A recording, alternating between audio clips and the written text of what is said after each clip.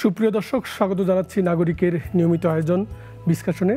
ইসলামী bank Bangladesh নিবেদিত এই অনুষ্ঠানে আমরা ব্যবসা, বাণিজ্য এবং অর্থনীতি নিয়ে আলাপ করি, আর আপনাদের সঙ্গে আছি আমি সাইদ আরমান।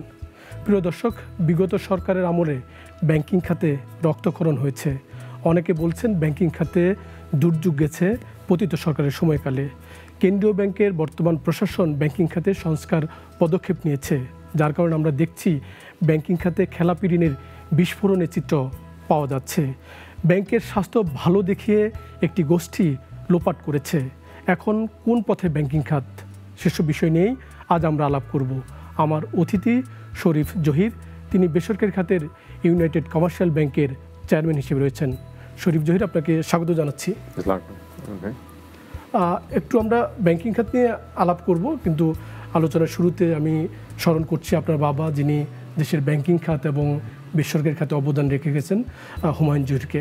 একটু আলোচনাটা যদি আমরা শুরু করি, যেহেতু আমরা ব্যাংকিং খাতে 6 মাস পার করলাম, জানুয়ারি থেকে জুন, তো ব্যাংকিং খাতে তো এই সময় একটা হিসাব নিকাশ হয়, যদিও পরিমাণ পরিচালন মুনাফা আপনারা করলেন, সেই তথ্য প্রকাশ করবার সুযোগ নেই, আইনত নিয়ন্ত্রক কর্তৃপক্ষের বাধা রয়েছে। একটু মোটা দাগে বলবেন যে আসলে 6 মাসটা আপনাদের ইউনাইটেড কমার্শিয়াল ব্যাংক কেমন পার করলো? আমি আসলে জাস্ট আসার আগে ফিগারগুলো দেখতেছিলাম, তো আল্লাহর রহমতে আমাদের UCB has done really well. এই 6 মাসে আমাদের নেট ডিপোজিট বাড়ছে অলমোস্ট 7,300 কোটি টাকা, which is a big achievement of the team. এবং আমি যেটা দেখলাম যে স্প্রেডটা যদি দেখি, এখানে আপনার 7,300-এর মধ্যে আমার কাসা আসছে অলমোস্ট, লো কস্ট ডিপোজিটে আসছে almost 70%. So I think it's a big achievement for the management team. এবং এটা সম্ভব হয়েছে যে টিমটাকে একসাথে করে সবাই মিলে চেষ্টা করাতে কিন্তু আজকের এই রেজাল্ট। তো আমি যখন ব্যাংকের দায়িত্বটা নিই আপনার গত সেপ্টেম্বর মাসে, অগস্টের 27 তারিখে, তো সেখানে তখন আমরা দেখি যে এডি রেশিওটা আপনার অলমোস্ট 95 ক্রস করছিল। তার মানে হচ্ছে লোন আপনার ডিপোজিট থেকে অলমোস্ট মানে 95% এক্সপোজার আর কি। তো আমাদের টার্গেট ছিল যে এটাকে কমায় নিয়ে আসা। তো আল্লাহর রহমতে আমি দেখলাম যে figure has come down to 88% already. So I think UCB is moving in the right direction, এবং ম্যানেজমেন্ট থেকে শুরু করে বোর্ড থেকে শুরু করে সবার চেষ্টাতেই আজকে জিনিসটা ঘুরে দাঁড়িয়েছে। আপনি ঋণ আমানতের পরিমাণের কথা বলছিলেন, এখন 88% কথা বললেন। আপনারা কি আমানত বাড়িয়েটি সহনীয় করলেন, নাকি বিনিয়োগ একেবারে স্থগিত করেছেন? বিনিয়োগ বন্ধ করলে তো ব্যাংকের ব্যবসার সুযোগ আবার সীমিত হয়ে পড়বে। রাইট। তো যেটা হচ্ছে যে প্রথমে তো আপনার রেশিওটাকে ঠিক করতে হলে আপনার কিছু কনজারভেটিভ স্টেপ নিতে হবে, তার সাথে সাথে ডিপোজিটটাকে বাড়াতে হবে।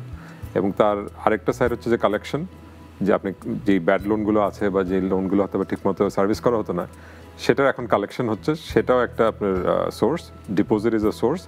এবং এরপরে আমরা যে এখন যে সামনে যে লোনগুলো দিচ্ছি, সেগুলো ডেফিনেটলি আমরা গুড বুকস, আমরা একদম যাচাই করে রিস্ক কমিটি অ্যাসেস করে সেই লোনগুলো আমরা সামনে দিচ্ছি। তো সব কিছু মিলায় আমাদের যেটা হচ্ছে যে এনপিএলটাকে আলটিমেটলি কমায় নিয়ে আসতে হবে এবং ব্যাংকটাকে একটা হেলদি একটা ব্যালেন্স শিটে নিয়ে আসতে হবে। আপনি খেলাপি ঋণের কথা বলছিলেন, এনপিএল এর কথা বললেন। আমরা দেখছি যে আমি শুরুতে যেটি বলছিলাম যে আমরা বাংলাদেশ ব্যাংকের হিসাব নিকাশে এখন প্রায় 4,20,000 কোটি টাকার খেলাপি ঋণের তথ্য দেখছি। কেন্দ্রীয় ব্যাংক বলছে এটি বিস্ফোরণ, এটি আরও বাড়বে। তো ইউনাইটেড কমার্শিয়াল ব্যাংকও তো একটি গোষ্ঠীর নিয়ন্ত্রণে ছিল, যদি ব্যাংকের প্রতিষ্ঠাতাদের একজন আপনার বাবা, যার কথা স্মরণ করছি আমরা। তো আপনাদের এই ব্যাংক থেকেও তো বিপুল অর্থ বের হয়ে গেছে শোনা যায়। একটু বলবেন যে এই ব্যাংকের আসলে সেগুলো আদায়ের কি পদক্ষেপ নেওয়া সম্ভব হচ্ছে? আসলে সত্যি কথা বলতে আমার নিজের যে পার্সোনাল আমাদের যে এক্সপিরিয়েন্সটা আর কি, আব্বা এই ব্যাংকটা তো আপনার শুরু হয় আপনার 84-এ আর কি, 83-র এন্ডের দিকে। তো এরপরে ওখানেও একটা পর্যায়ে যায় 90s-এ এসে একটা চ্যালেঞ্জ ফেস করে, আব্বা ওটাকে রুখে দাঁড়ায় অ্যাকচুয়ালি। এবং ওনার ওই স্যাক্রিফাইসের কারণেই কিন্তু ব্যাংকটা তখন ঘুরে দাঁড়ায়। 93-তে আব্বা মারা যায়, এরপর থেকে কিন্তু ব্যালেন্স, একটা সুন্দর একটা ব্যালেন্স হয় ব্যাংকে, এবং ব্যাংকটা কিন্তু গ্রো করতে থাকে। আমি আব্বা মারা যাওয়ার পর আমি বোর্ডের দায়িত্ব নিই। তো অলমোস্ট আমি 23 বছর বোর্ডে ছিলাম, ভাইস চেয়ারম্যান হিসাবেও ছিলাম 2013 সালে। 2018 সালে এসে আমাদের, আপনারা যেটা জানেন যে এখানে বোর্ডটাকে অ্যাকচুয়ালি একটা ফ্যামিলির আন্ডারে চলে আসে এবং আমাদেরকে রিজাইন করতে বাধ্য করা হয় অ্যাকচুয়ালি। সো আমি 2018 জুনে আমি বের হয়ে চলে আসি। তো আসার পরে যেটা হয় যে লাস্ট এই 5 থেকে 6 বছর ব্যাংকটার একটা ক্ষতি হয়ে যায়। একটা তো হচ্ছে যে যারা মানে কন্ট্রোলে ছিল তারা, আমরা বলি যে আলটিমেট বেনিফিশিয়ারি, যে তারা ব্যাড লোনগুলোকে দিয়ে হয়তো বা সেটার কোনো বেনিফিট বা একটা পার্সেন্টেজ বা একটা ইনকাম সোর্স ছিল তাদের এখান থেকে। আর এটা ছিল যে ইনডিসিপ্লিন, যে ব্যাংকটা একটা টোটাল ইভেন শুধু মানে আমাদের ব্যাংক না, আপনার ওভারঅল ইন্ডাস্ট্রির মধ্যে একটা ইনডিসিপ্লিন চলে আসে। যখন উপরের থেকে জিনিসগুলো যখন চেক করা হয় না বা এটাকে ছাড় দেওয়া হয়, তখন আস্তে আস্তে প্রত্যেকটা স্টেপ বাই স্টেপ সবাই কিন্তু এটা সুযোগটা নেয় আর কি। তো আই থিঙ্ক বাংলাদেশের আজকে যে আপনার এনপিএল স্ট্যাটাস দেখতেছেন পুরো দেশের, সেটা হয়েছে একমাত্র আমি বলবো যে গভর্নরের যে ডিরেকশনটা ছিল আমাদের উপরে, যে ট্রান্সপারেন্সি আনো। ফার্স্ট স্টেপ হচ্ছে ট্রান্সপারেন্সি, যে অ্যাকচুয়াল হেলথ কি, অ্যাকচুয়াল সিচুয়েশন কি, সেটা জানাতে হবে সবাইকে।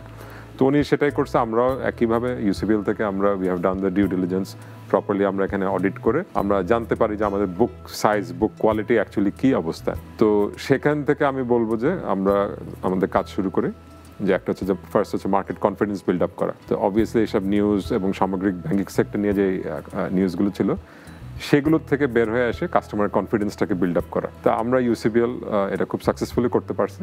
আমাদের যে ডিপোজিট গ্রোথ, সেটাতেই প্রমাণিত হয় যে আপনার কাস্টমার কনফিডেন্স ফেরত আসছে। তার সাথে সাথে আমি দেখতেছি যে অলরেডি আমরা ভালো ক্লায়েন্ট এবং যারা বাংলাদেশের ব্লু চিপ কোম্পানি আছে, তারাও কিন্তু আমাদের সাথে এখন কথা বলতেছে, তারা ব্যবসা করতে চায়, তারা ক্রেডিট লাইন চাচ্ছে আর কি।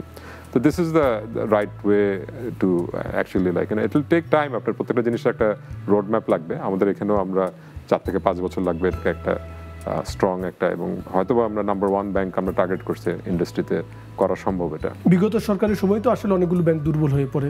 আমরা দেখেছি যে অনেক ব্যাংক তার আমানতকারী অর্থ ফেরত দিতে পারছিল না। সেই প্রেক্ষাপট যখন ছিল, রাজনৈতিক পট পরিবর্তনের পরে বেশ কিছু ব্যাংক আরো বেশি দুর্বল হয়ে পড়ে এবং আমানতকারীরা ব্যাংকে গিয়ে ভিড় করতেন টাকা তোলার জন্য, তারা কান্নাকাটিও করেছেন এমন দেখেছি। সেখানে বড় কোনো সংকট আমরা ইউসিবিএলে দেখিনি। আমানতকারীদের অনাস্থা তৈরি হয়নি, আবার আপনার পরিস্থিতি সামাল দিয়েছেন। উল্টো আপনাদের 7,000 কোটি টাকা ডিপোজিট বেড়েছে। এই কৌশলটা কি আসলে, জাদুটা কি ছিল আপনাদের কাছে? সো আগে হচ্ছে যে বোর্ডের ডিরেকশন, যে আমরা প্রথমেই আমি যখন এই চেয়ারম্যান পজিশনটা নিই, তখন আমি একটা কমিউনিকেট করি। কমিউনিকেশনটা খুব ইম্পর্টেন্ট আর কি। আমি আমার সব এমপ্লয়ীদেরকে নিয়ে আমরা একটা জুম মিটিং করি, এবং তারপরে আমরা যেটা করি যে আমাদের এখানে একটা ম্যানেজিং ডিরেক্টর, যেটা head of the managing director and CEO, head of the organisation, আমি বলবো যে আমাদের সিলেকশনটা খুব ভালো ছিল, যে আমরা ডেফিনেটলি একটা পুলের মধ্যে থেকে আমরা সিলেক্ট করি ওনাকে। এবং উনি যেটা করে যে আমাদের বোর্ডের ডিরেকশনের অনুযায়ী যে টোটাল অর্গানাইজেশনটাকে একটা গোলের আন্ডারে নিয়ে আসা। তো সেটা আমাদের যে কোনো অর্গানাইজেশনের এটা খুব ইম্পর্টেন্ট, যে একটা যে মিশনটা থাকবে, যে ভিশনটা থাকবে, সেটাকে সব এমপ্লয়ি যেন সেটাকে বিশ্বাস করে এবং একসাথে মিলে কাজ করে। এরপরে যেটা হয় যে আমরা কন্টিনিউয়াস টাউন হল করতে থাকি আমাদের এমপ্লয়ীদের সাথে, যে আমাদের যে গোলগুলো আছে, যে ডিরেকশনটা আছে, সেটা যেন সবাই যেন এটার সাথে এনকারেজ হয়ে, ইন্সপায়ার্ড হয়ে যেন কাজ করে। তো I think it's the active communication. এবং আমি বলবো যেটা ব্রাঞ্চ লেভেল থেকে, হেড অফিস থেকে শুরু করে প্রত্যেকটা লেভেল থেকে প্রত্যেকটা মানুষ automatically they have turn productive, they have moved in the right direction. এটাই হচ্ছে একমাত্র ইয়ে।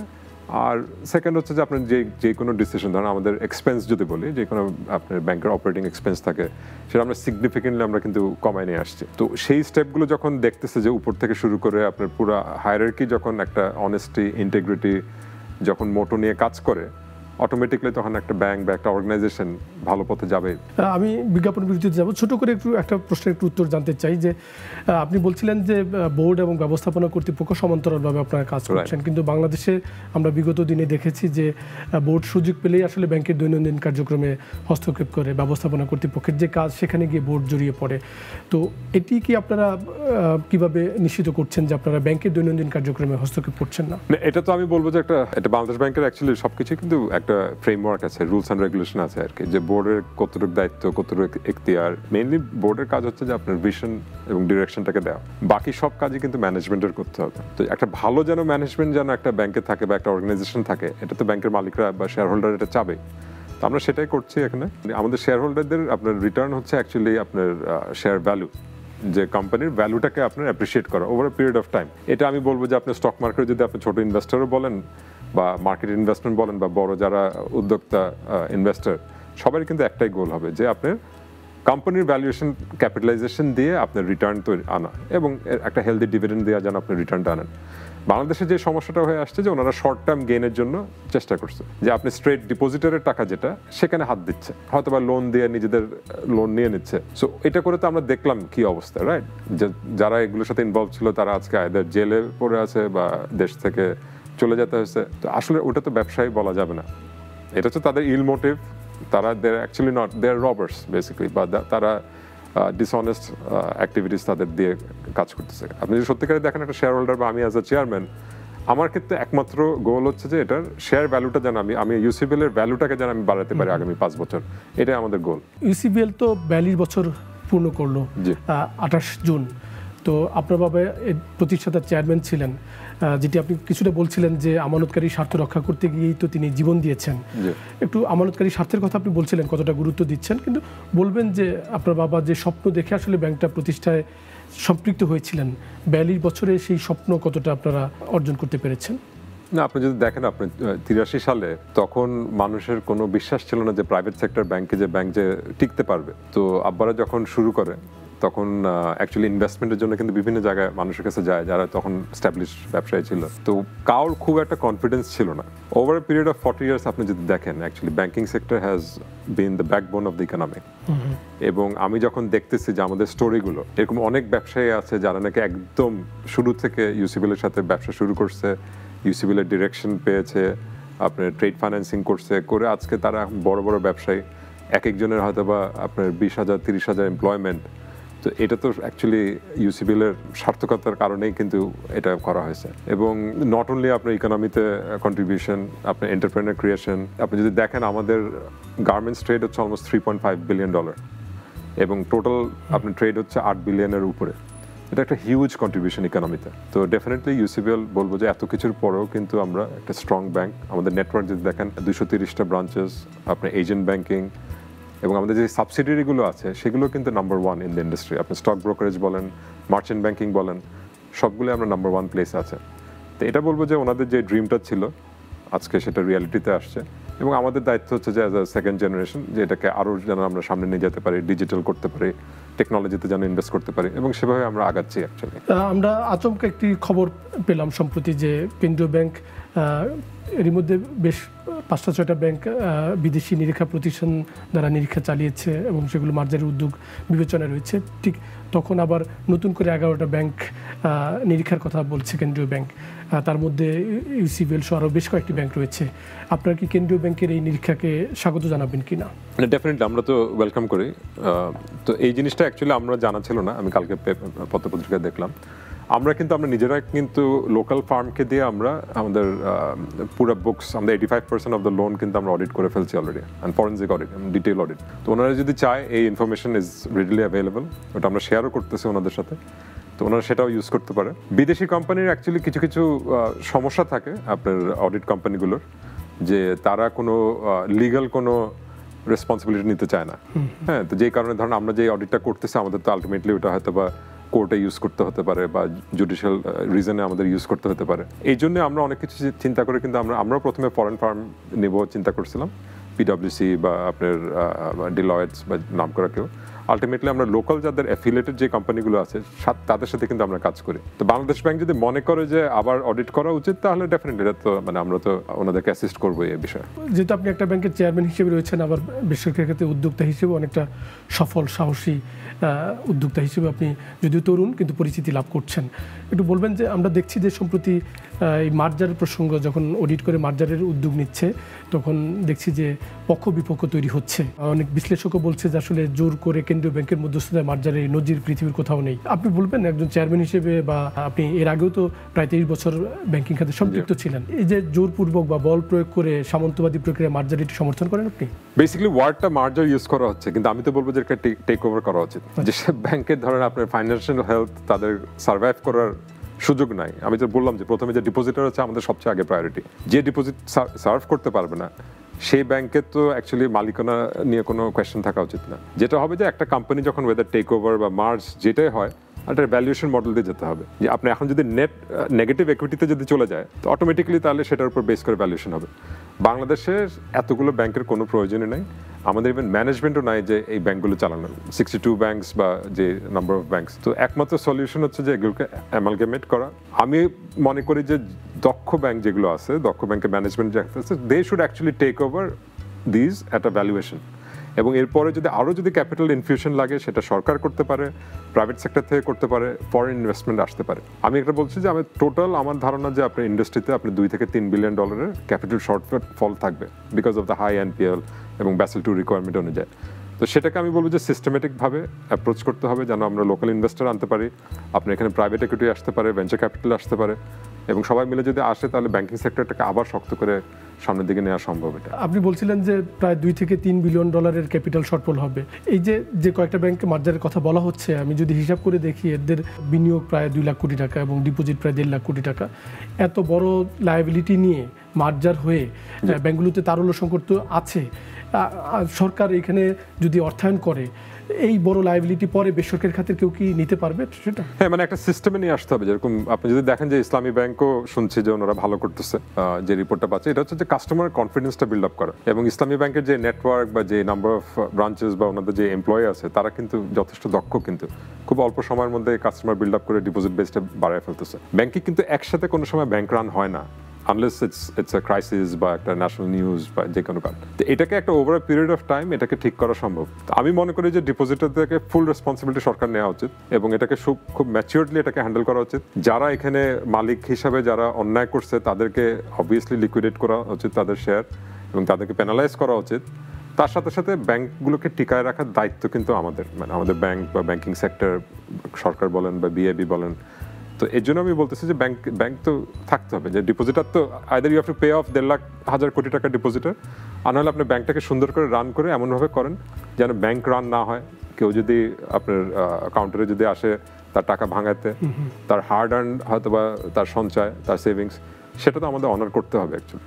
সেটা তো আমরা রিফিউজ আমার মনে না কোনো সরকার এটা করা উচিত হবে যে বলবে যে তুমি আর ব্যাংকরাপ্ট, তুমি আর এই টাকা ফেরত পাবা না। ব্যাংকটাকে সুন্দর করে আবার রিক্যাপিটালাইজ করে এটাকে চালু রাখতে হবে এবং যারা দোষ করছে তাদেরকে শাস্তি দিতে হবে। আপনি বেশ কয়েকবারই বললেন যারা দোষ করেছে যে সমস্ত মালিক তাদের শাস্তি হওয়া উচিত।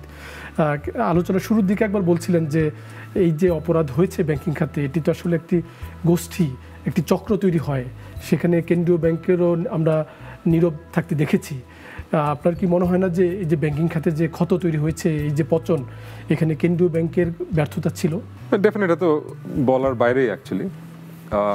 বাট যেটা হয় আর কি, যে আমি যেটা আমাদেরও ক্ষেত্রে দেখে অনেক সময় যে উপরের থেকে যদি ডিরেকশন থাকে বা তাদের ইন্টেনশন যদি ভালো না হয়, নিচে তো অনেকে চাকরি করে হয়তো বা তাদের লিমিটেশন থাকে। আমার ধারণা যে একদম জেনারেল কথা না বলে যাদের প্রমাণ আছে যে তারা জড়িত ছিল বা ফাইন্যান্সিয়ালি গেইন করছে, ডেফিনেটলি তাদেরকে আইডেন্টিফাই করা উচিত এবং তাদের তো কন্টিনিউশন করা উচিত না আর কি। আপনি উপর থেকে নির্দেশনের কথা বলছিলেন, আপনি একটু ছোট করে একটু বলবেন কিনা যে যখন ইউসিবিএল থেকে আপনাদের যখন বিতাড়িত করা হয় বল প্রয়োগ করে, তখন কি আপনারা সরকারের শীর্ষ মহলে যোগাযোগ করে কোনো সুরাহা পান নাই? 100%। এটা তো মানে অজান্তের কিছু না তো অ্যাকচুয়ালি, যে হেড অফ দ্য নেশন বা যে মিনিস্ট্রি যে হেড করতেছে তারা যদি এই ইনফরমেশন না জানার তো কোনো কিছু নাই, ঠিক না? তো আমাদের তো ধারণা যে তারা জানতো, হয়তোবা এটা তারা এটার ইমপ্লিকেশনটা হয়তোবা বুঝে নাই, আর না বোঝার কোনো কারণ নাই, কারণ ওনারা তো অনেক ম্যাচিওর ছিল। তো একটা দেশের ব্যাকবোন এটাকে খালি করে দেওয়ার আসলে আমি কোনো যুক্তি দেখি না। যেটা হয়তো কি আসলে আলটিমেটলি দেখা যেত 2 বছরে ইকোনমি এমনি কোলাপস করতো এবং আমরা ওইদিকে কিন্তু সিচুয়েশনটা যাচ্ছিল আর কি। আমরা তো এতক্ষণ ব্যাংকিং খাত নিয়ে আলাপ করলাম, এবার একটু আপনি তো আরএমজিতে একজন সফল উদ্যোক্তা হিসেবেও কাজ করছেন, একটু বলবেন যে এখন তো আসলে রপ্তানিমুখী খাতে সবচেয়ে বড় উদ্বেগের জায়গা হলো মার্কিন যুক্তরাষ্ট্রের পাল্টা শুল্ক, যেটি 9 জুলাই আসলে 30 দিনের যে স্থগিত সেটি শেষ হবে। সরকার কূটনৈতিক তৎপরতা চালাচ্ছে, আপনার কি মনে হয় পরিস্থিতি কোথায় গিয়ে ঠেকবে? এটা তো আসলে কি যে ইম্পর্টেন্ট একটা জিনিস দেশের জন্য, এটা মানুষ হয়তো বুঝতে পারতেছে না আর কি। একটা তো হচ্ছে যে আপনার ইউএস সবচেয়ে বড় অ্যাজ এ সিঙ্গেল কান্ট্রি, আপনার $8 বিলিয়ন আমাদের এক্সপোর্ট, এবং এখানে বাড়ার সুযোগটা আপনার ইউরোপে কিন্তু আমরা একটা স্যাচুরেশন পয়েন্টে চলে আসছে। আমেরিকান মার্কেট কিন্তু ডাবল করা সম্ভব এখানে, যদি আমার কম্পিটিটর চায়নার উপরে যদি অ্যাডিশনাল ট্যাক্স থাকে, আমরা যদি বেটার ট্যারিফ পাই, অটোমেটিকলি ব্যবসা বাড়বে। কিন্তু শুধু সেটাই না, তার সাথে সাথে আপনি যদি দেখেন ইনভেস্টমেন্ট, আপনি একটা চাইনিজ কোম্পানি কেন বাংলাদেশে আসবে? যে মুহূর্তে আমাদের আমেরিকার সাথে ভালো একটা ট্রেড অ্যারেঞ্জমেন্ট থাকবে, তখন কিন্তু তারা এসে এখানে ইনভেস্টমেন্টগুলো করবে, তারা ব্যাকওয়ার্ড ইন্টিগ্রেশন করতে পারে, হেভি ইন্ডাস্ট্রিতে আসবে। তো সুতরাং সব কিছু মেলায় আগামী 5 বছর অ্যাটলিস্ট ডোনাল্ড ট্রাম্প যে কতদিন আছে, এই ট্যারিফটা is very very important for Bangladesh. এবং সামনে আমাদের ইলেক্টেড গভর্নমেন্ট আসবে, ওনাদেরকেও দেশ চালাতে হবে। তো ওভারঅল ইকোনমির জন্য এটা ভেরি ভেরি ইম্পর্টেন্ট। তো আশা করি যে যারা কাজ করতেছে, কষ্ট করে নেগোসিয়েশনগুলো করতেছে ওনারা সরকার থেকে, ওনাদেরকে সাপোর্ট করা হোক। যেহেতু এখানে আমরা জানি যে আমাদের খলিলুর রহমান সাহেব উনি নিজে ডিল করতেছে, এটা আমাদের কমার্স অ্যাডভাইজার হয়তো বা এটার সাথে থাকার কথা ছিল। তো ওনারা, আমি আশা করি যে একটা ফেভারেবল ফ্রেমওয়ার্কে যাবে। আমেরিকার কিছু চাহিদা আছে, তারা একটা ফ্রেমওয়ার্ক আমাদেরকে পাঠাইছে অলরেডি, অ্যাগ্রিমেন্ট ফ্রেমওয়ার্ক। তো আমি অ্যাজ আ এক্সপোর্টার বা ইনভেস্টার আমি চাবো যে যতটুকু পারি আমরা সেটা এগ্রি করা। কিছু কিছু জিনিস আমাদের মাথায় কাজ করে যে আমি আমার দেশের ইন্টারেস্টকে আমি একটা ইগো কাজ করে অনেক সময়, সেই ইগোটা যেন না থাকে আর কি। এটা একটা বায়োল্যাটারাল ট্রেড, ওর সাথে আমার ব্যবসা করতে ও যদি কিছু কন্ডিশন দেয় সেটা আমার ফুলফিল করতে কোনো অসুবিধা নেই। আমার I have to make sure যে ঠিক আছে সেটা যেন আমার অন্য দেশের এগ্রিমেন্টের সাথে সেটা যেন কনফ্লিক্ট না করে। আদারওয়াইজ যদি আমার আমেরিকাতে মাল পাঠানোর জন্য আমার যা ও যদি বলে আমার লেবার রাইটস ঠিক করতে হবে, এখানে তো কোনো অপশন নেই। ও যদি বলে র মেটেরিয়াল এই দেশ থেকে কিনা যাবে না, কিনবো না আমরা, কারণ আপনি যদি 37% অ্যাডিশনাল ডিউটি যদি বাংলাদেশে আসে এমনি, তাহলে আমাদের ব্যবসা বন্ধ হয়ে যাবে। সুতরাং আমরা যতটুকু পারি ফ্রেমওয়ার্কটাকে এগ্রি করে এটাকে আমরা পজিটিভলি নিয়ে আমরা আমাদের বিজনেস এক্সপ্যানশনের জন্য কাজ করা উচিত। এই কাজটি এতদিন আসলে একজন সরকারের যে গুরুত্বপূর্ণ ব্যক্তি করেছিলেন লুৎফি সিদ্দিকী, আমরা 90 দিনের একেবারে শেষ দিকে তারপরে আমরা দেখলাম যে আচমকা আরেকজনকে দায়িত্ব দেওয়া হলো। মানে এখানে কি সরকারের কূটনৈতিক তৎপরতায় কোনো অদক্ষতা দেখছেন আপনি? না, ওনাদের তো একটু আছে যে ওনারা স্টেক হোল্ডারকে কেন জানি সবকিছুতে মানে ইনভলভ করে না আর কি। তো ওনারা রিজন দেয়, আমিও বুঝি ওনাদের রিজন, কনফিডেন্সিয়ালিটি থাকে, এনডিএ সাইন করা থাকে, ন্যাশনাল সিকিউরিটি রিলেটেড ব্যাপার থাকে, কারণ শুধু তো এটা ট্রেড নিয়ে না, আপনার অন্যান্য বিষয়ে আলাপ হয়। বাট কিছুটা যদি আমাদের যারা স্টেক হোল্ডার, যারা ব্যবসায়ী আছে বা অ্যাসোসিয়েশন আছে, তাদেরকে যদি ইনভলভ করে তাহলে কিন্তু জিনিসটা আরো মানে আমরা ফিডব্যাক দিতে পারবো যে কোনটা প্রয়োজন। ওনারা তো অনেকেই তো হয়তো বা দেশ চালানোর অভিজ্ঞতা নিয়ে আসে নাই, তো সব যে ওনারা একদম পারফেক্টলি করবে সেটাও আমাদের এক্সপেক্ট করা উচিত না। তো আমি বলবো যে আশা করি এখন যে ডিল করতেছে সে এটাকে একটা পজিটিভলি এটাকে ইনশাআল্লাহ হ্যান্ডেল করতে পারবে। আমরা কিন্তু 3 তারিখের মধ্যে কিন্তু হয়তো একটা ডিসিশন পেয়ে যাব। এখন তো আমরা দেখছি যে আপনি বলছিলেন যে বেসরকারি খাত বা স্বাস্থ্য সংশ্লিষ্ট যারা তাদেরকে সম্পৃক্ত করা উচিত। বিজেপি যেহেতু একটা নতুন নেতৃত্ব পেল, নতুন বোর্ড, একটি দক্ষ বোর্ড তৈরি হয়েছে, বিজেপিকে সম্পৃক্ত করার যে কথাটা বলা হচ্ছে, কিন্তু আমরা দেখছি যে সরকারের উদ্যোগ মনে সেখানে অনুপস্থিত। আপনার কি মনে হয় এই কারণটা কেন? মানে বিজেপি বা বেসরকারি খাতকে সম্পৃক্ত না করে সরকার, আমি ওই যেটা বললাম যে ওনারা হয়তো মনে করতেছে এখানে কিছু ন্যাশনাল সিকিউরিটি রিলেটেড ইস্যুস থাকতে পারে, এখানে কিছু ওনারা এনডিএ সাইন করছে এমবেসির সাথে বা ইউএসটিআর এর সাথে, সেসব কারণ থাকতে পারে। বাট যেটা বললাম যে মানে অ্যাসোসিয়েশন থেকে তো ডেফিনেটলি ইনভলভ থাকা উচিত, কারণ অ্যাকচুয়ালি যে এক্সপোর্টার আমেরিকাতে সে বুঝতেছে যে তার পেইনটা কতটুকু, অ্যান্ড যে এক্সপোর্ট করতেছে না আমেরিকাতে সে কিন্তু বুঝতেছে না যে এটার ইম্প্যাক্টটা কত হতে পারে। আমার যদি $150 মিলিয়ন ব্যবসা থাকে, তাহলে না হলে তো 10,000 লোক তো এটার জন্য কাজ করতেছে। তো আমার যদি 3 মাসও যদি আমি একটা আনফেভারেবল একটা ট্যারিফের মধ্যে স্ট্রাকচারে চলে যায়, তাহলে কিন্তু আমাদের ব্যবসা করা খুব ডিফিকাল্ট হয়ে যাবে। এমনিতেই এই যে পাল্টা শুল্কের একটি চাপ, তার মধ্যে আমরা তো 2026 নভেম্বরে আমরা এলডিসি থেকে বের হয়ে যাব, তখন বাড়তি কিছু প্রস্তুতি দরকার বেসরকারি খাতের। আপনার সব মিলে মনে হচ্ছে কি আমাদের রপ্তানিমুখী খাতগুলো আসলে নতুন করে যে চাপে পড়ছে, সেই চাপ সহ্য করবার ক্ষমতা কি আপনাদের আছে? না, আমাদের তো ধরেন কিছু চ্যালেঞ্জেস আছে। আমরা বলছি যে আপনার মেইনলি আপনি যেটা হবে যে আপনার জিএসপি চলে গেলে আমাদের ভ্যালু এডিশনের পার্সেন্টেজটা বাড়াতে হবে আর কি। তার মানে হচ্ছে যে র মেটেরিয়ালটাও আমাদের দেশ থেকে সোর্স করতে হবে আর কি। তো সেটা তো আমরা অনেকদিন ধরে শুনতেছি আসলে, হ্যাঁ। তো সেটার জন্য আমাদের অ্যাক্টিভলি কাজ করা দরকার।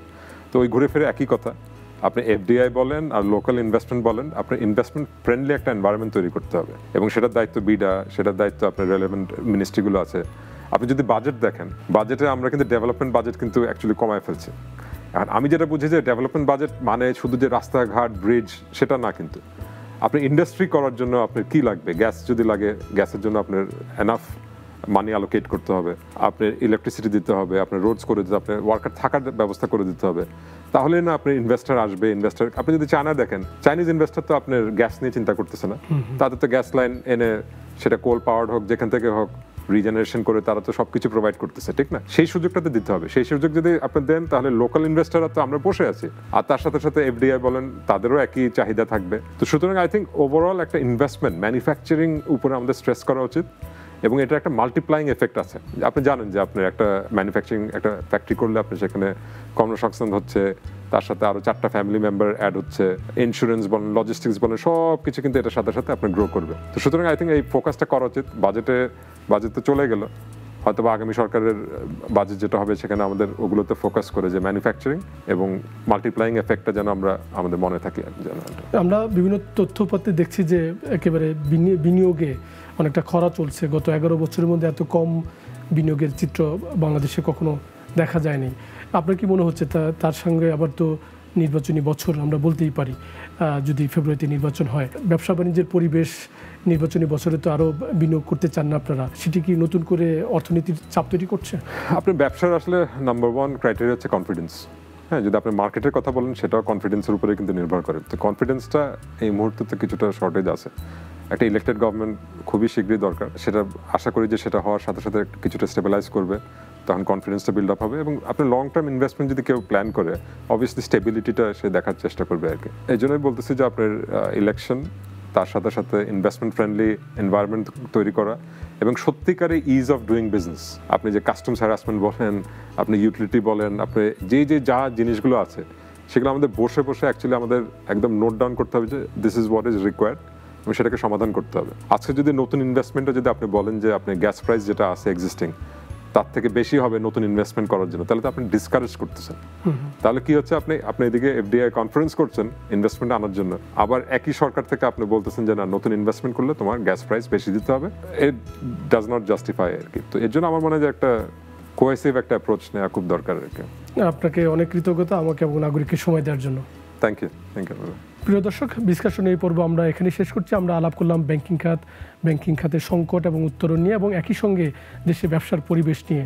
আমরা চাই সরকার বেসরকারি খাতে নীতি সহায়তা দিয়ে নিশ্চিত করবে যাতে বেসরকারি খাত কিন্তু কর্মসংস্থানের দিক থেকে সবচেয়ে বেশি জরুরি, সেটি সরকার বিবেচনায় রাখবে। সবাই নিরাপদে থাকবেন, সুস্থ থাকবেন।